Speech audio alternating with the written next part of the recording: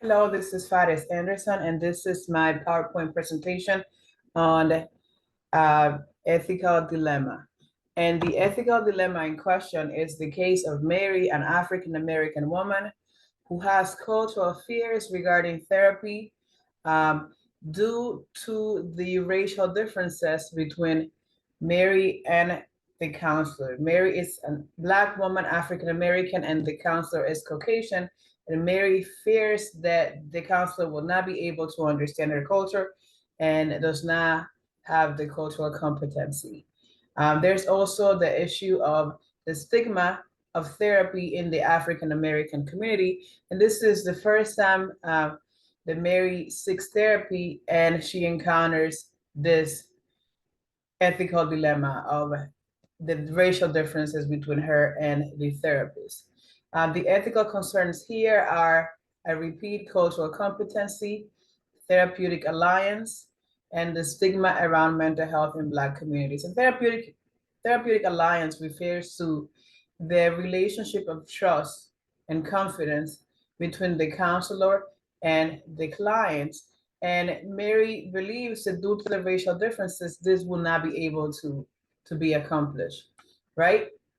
And then we have the ethical and legal obligations, which require the counselor to recognize these challenges and respond appropriately, right? So this is the ethical dilemma. And now we're going to identify the problem, which I pretty much have already stated, but the problem is Mary decides to see a counselor and she realizes that there's a racial difference, which implies, to her understanding, a counselor who's not culturally competent, right? And Mary is hesitant to engage in counseling with this counselor, right? With Mary being an African American woman and the counselor being a white woman. Now, the secondary problem is the mental health stigma in the Black communities and the fear of cultural misunderstanding, right?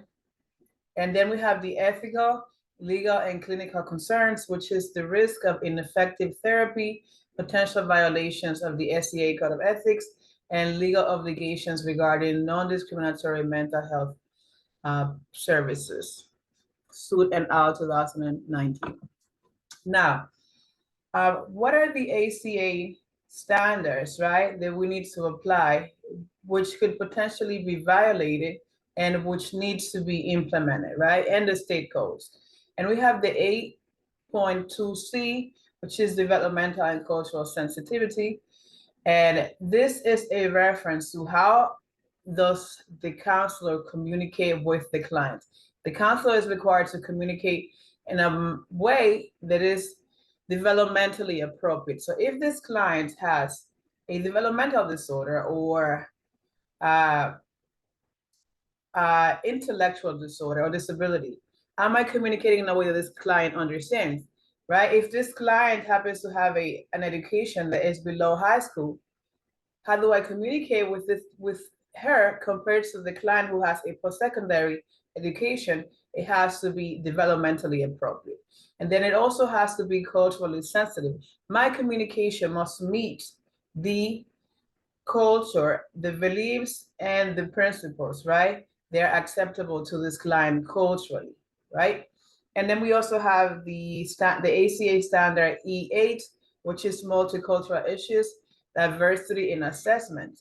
When I am assessing and evaluating my clients and even doing any form of testing, this must be culturally appropriate and I must use assessments that are appropriate for the client's cultural and linguistic backgrounds and consider how cultural factors like language, norms, and values may influence test performance and interpretation, and avoid using assessments that may be biased or invalid for certain populations, and be aware of the limitations of standardized tests in diverse populations. So when I'm evaluating my clients to assess what is the condition, what is the disorder, what are the trauma and the issues here, I must make sure that I am doing so in a way that is culturally competent and I am taking consideration for any biases or anything that he may be doing based on what is culturally appropriate, right? And then we have boundaries of competence, which implies that according to the American Counseling Association Code of Ethics 2014, counselors must practice within the boundaries of their competence, which is determined by education, training, supervised experience, credentials, and professional experience, and seeking additional training or supervision, as well as referring clients, right? And then we have the Title 9 of the Civil Rights Act of 1964, which prohibits discrimination in mental health services, and the CLAS standards, which ensures culturally and linguistically appropriate care. And this is the Office of Minority Health, 2013, right? Now, what are the principles involved here, right? So the nature and dimensions. We have the principle of autonomy, okay? Mary's right to choose a therapist who understands her background. And we have the principle of justice, which is equal access to culturally competent therapy. And we have the moral principle of beneficence, right? Which is ensuring that Mary receives effective supportive counseling that is going to benefit her and not harm her, right? These are the moral principles. And the relevant literature that we've used is Cultural Humility, which enhances therapeutic alliance, Hook et al. 2017. And we have lack of cultural competence leads to premature termination of therapy, Orlowski et al. 2024. And the professionals that I've consulted are Randy Elia, LPC, and Luis Dela Cruz, LPC. And the organization is the American Counseling Association and the Association for Multicultural Counseling and Development. These are the professional organizations that I have referred to and will refer in the future. And now, what is the potential course of action here for this ethical dilemma of Mary, an African-American woman seeking counseling for the first time and encountering a Caucasian therapist? And the potential course of action is, so there I have 4 courses of action.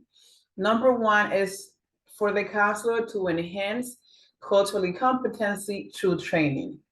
Number 2 is to validate Mary's concerns and experiences. Number 3 is to offer immediate support and referral options.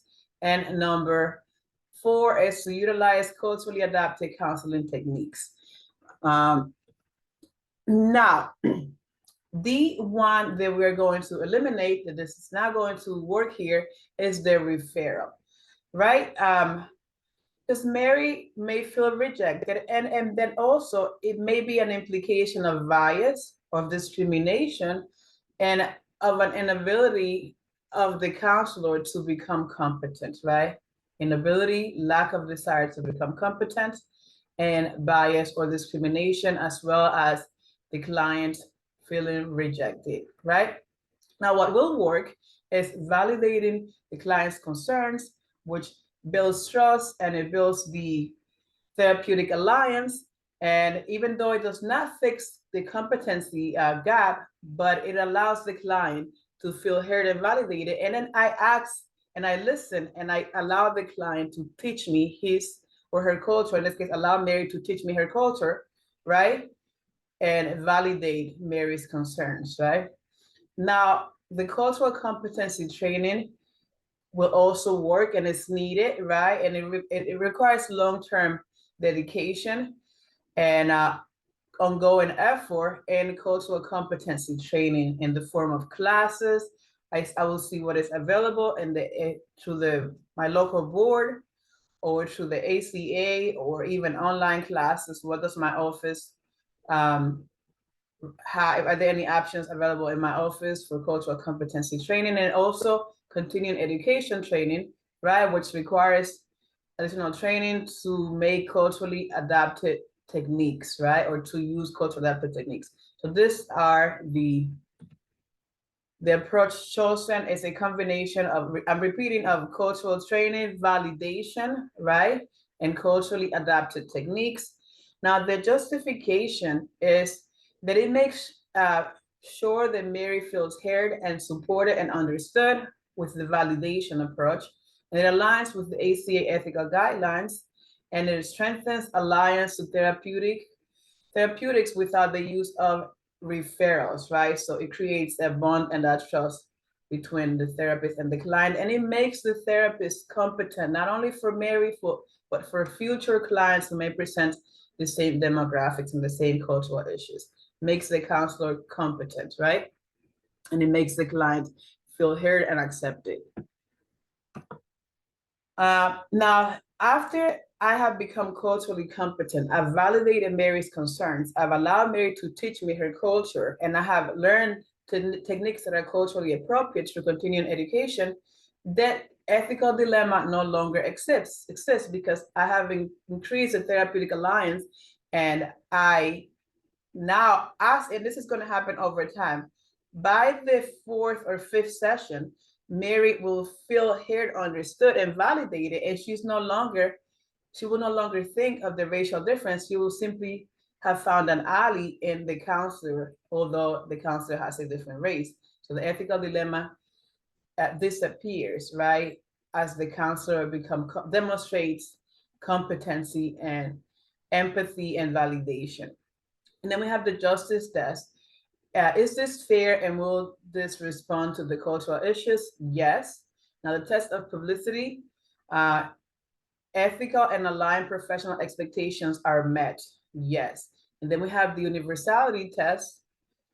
It is applicable in similar situations and is of sufficient effectiveness. Yes.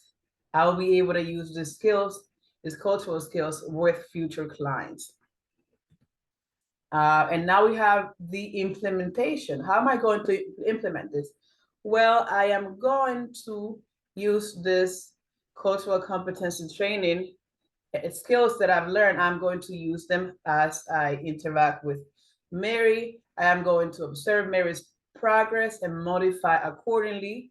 And I'm going to include culturally sensitive approaches to therapy, specifically for the African American population and African American women specifically.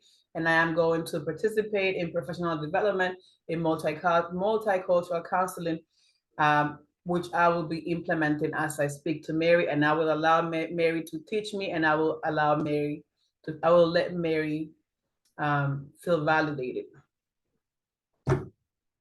And my reference include the American Counseling Association 2014, ACA Code of Ethics, the New Jersey Professional Counselor Examiners Committee, 2021, the Forrester, Miller, H. and Davis, TE 2016, Practitioner's Guide to Ethical Decision Making.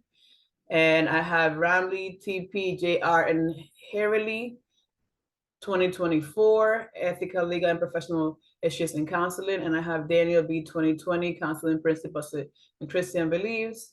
And I have Orlowski, EW et al., 2024, The Effects of Cultural Humility in Therapeutic Alliance. And I have Smith, LD et al., 2023, Seeking Counseling Services, a Phenomenological Study of African American Women, Journal of African American Studies. And I have Sue D. W. et al., 2019, Multicultural Social Work Practice, a competency-based approach to diversity and social justice. Thank you for watching. Until next time.